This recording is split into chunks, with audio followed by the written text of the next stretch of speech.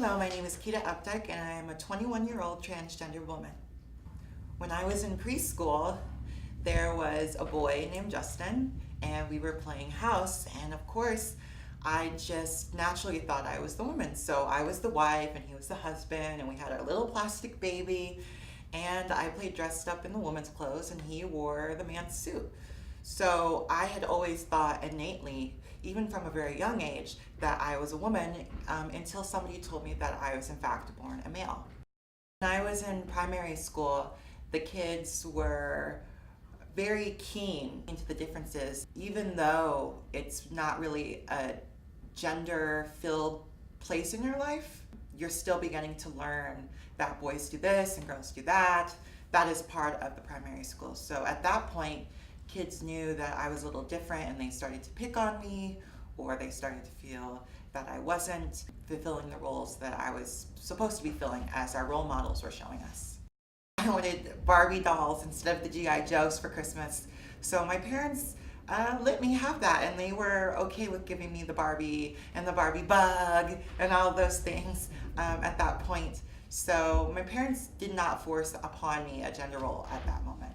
I always had played with the Barbie dolls probably until I would say 5th grade. At that point, I was really transitioning into middle school, and middle school is a time where people are really cut and dry. There's no black and white about it. You know, if you were a kid who was not a boy who liked girls, or if you were not a girl who liked boys, they were definitely going to let you know about it. For me, in middle school, going to school every day was a hassle. You know, I was scared, and there were times where I wanted to stay home.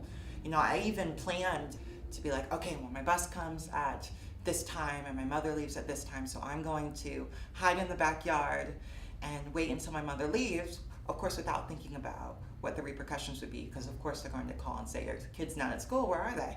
I just wanted to be away from all of the negativity that kids were projecting onto me. Kids obviously thought I was a gay male, because at that point, you know, this is the early 2000s, and there still wasn't any literature, or it still wasn't widely known. You know, I'm from a very conservative Republican town called Fort Wayne, Indiana.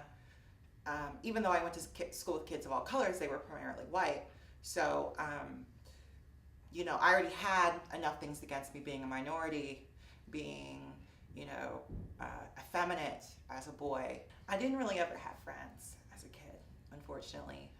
I had acquaintances in school, but it was not a situation where kids were inviting me over to their house, really, or, you know, kids didn't really know where to place me. So as a boy, or outwardly as a male, you know, having other male friends, you know, boys didn't go over to girls' houses to have sleepovers. You know, that was apparent. That's in most cultures. So I wasn't really invited over to other boys' houses because they didn't really feel me to be, you know, going by that standard that is stereotypically male that fits in with them. Even though I will say, as a child, I did play sports. I was a Little League baseball player, and I was fairly good. I was a male gymnast, so I was going into the gym every day, or most days, you know, building my muscles. You know, I kind of have a muscle still. I was, so those kinds of male-centered things that are believed to be part of the macho male culture, I was doing, and I was fairly good at. So it wasn't to say that I couldn't do any of those things, it's just I wasn't very good at acting the part of a macho male. And that would be my personality, or pretending to talk in the speech pattern that is normal of a male, or partaking in activities at school that are normal of a male, such as having other male friends. I was, you know, wanting to do home ec and theater. As sad as this to say, the arts are seen as, you know, nowadays still as being more of a feminine thing to do. I've had the privilege of reading the script for Strictly Taboo, and I believe that we're at a time in our culture where trans issues are sort of the last frontier, and this movie will bring those issues to the forefront. There are a lot of ugly parts of many trans women's lives that this movie touches on, but it also humanizes the trans woman, unlike a lot of other movies. You know, we kind of see other movies that we've seen so far that are about the transgender woman, we see smaller portions. We either see something good about the transgender woman, and it's usually played by a non-trans character, or we see all the bad parts where she just plays maybe a hooker or some kind of sexual role. And why this movie is good is because she, solely speaking about the trans portion of the movie,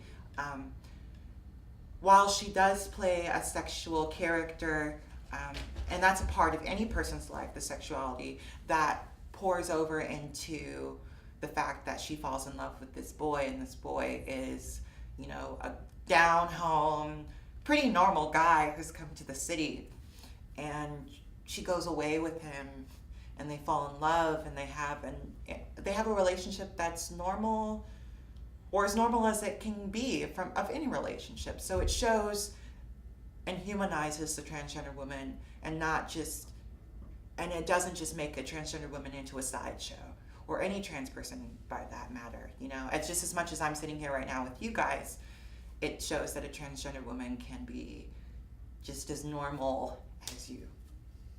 I myself was a product of the sex industry by my own doing. I was never forced into it.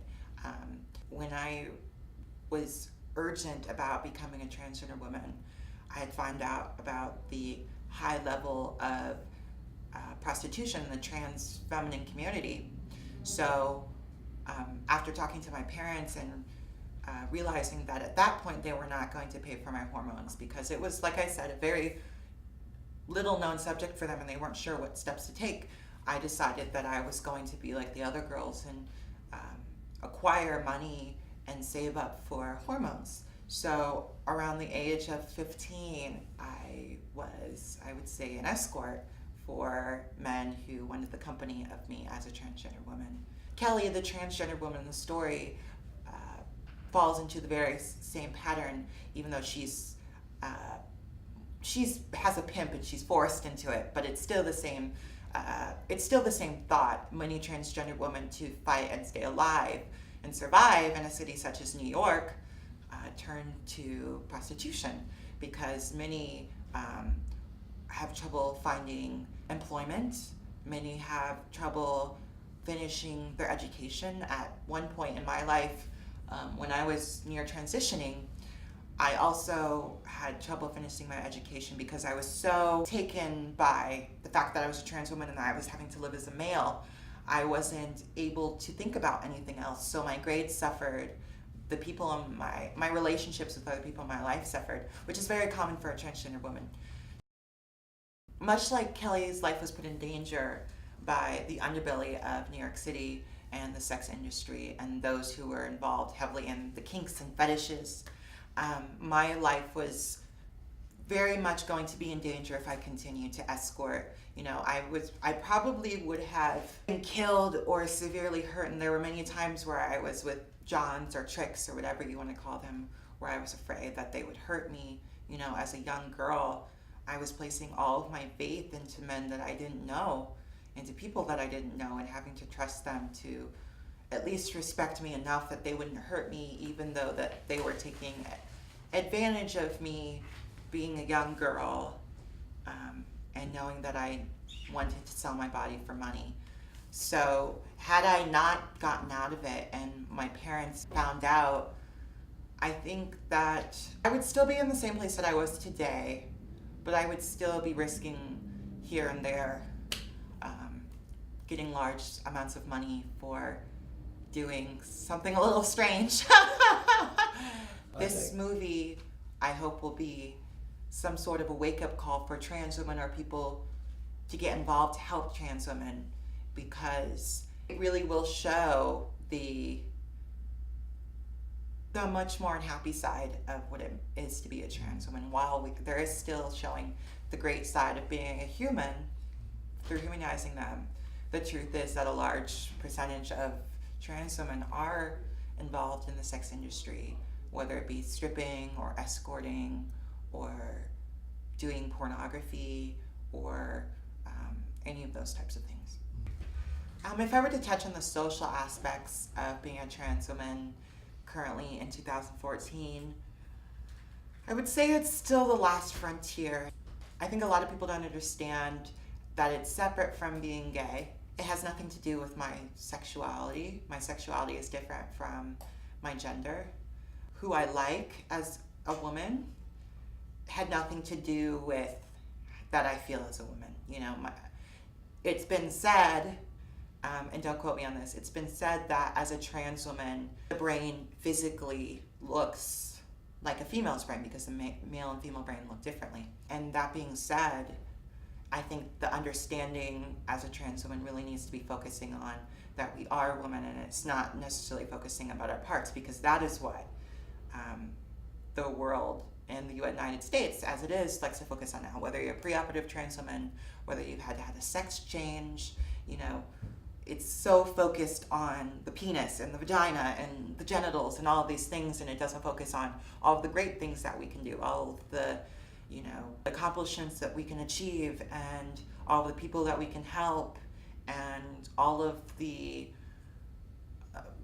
milestones. You know, we go and we eat at a restaurant, and we go shopping, and we have family, and we have tears, and we have happiness just like everybody else. You know, it's no different. So I think the most important thing for people to realize is that there's almost too much attention put on a trans woman for being a sideshow, as much as it would just be nice to just be. When most people meet me, I would hope they're not fearful. Like, I don't think they're fearful. I work in the city and a pretty run-of-the-mill job, and when I meet people, I don't see in their face or hear a tone in their voice that might be, you know, demeaning of me or surprised by me or anything like that. People pretty much, for the most part, treat me with respect, whether or not they know I'm a trans woman, because that's never a topic of issue. You know, that's not really something that I talk about, because it's not the most important issue in my life. You know, I have so many other more interesting things, I believe, about myself to go on than the fact that I'm a trans woman. So it's not something I ever talk about with anybody. I mean, maybe one person that I've ever known in my whole time here in New York City is that I've talked about that with, but other than that, I don't ever bring it up with anybody, because to me, I'm just like any other girl. I just happen to be transgendered. It's a characteristic to me. If I were to sum it up altogether, it's like being tall, or being a black woman, or a white woman, or being dyslexic, or anything like that. They're all characteristics that make up one whole person. And so to me, that being transgender is a characteristic, and a characteristic of me being a woman.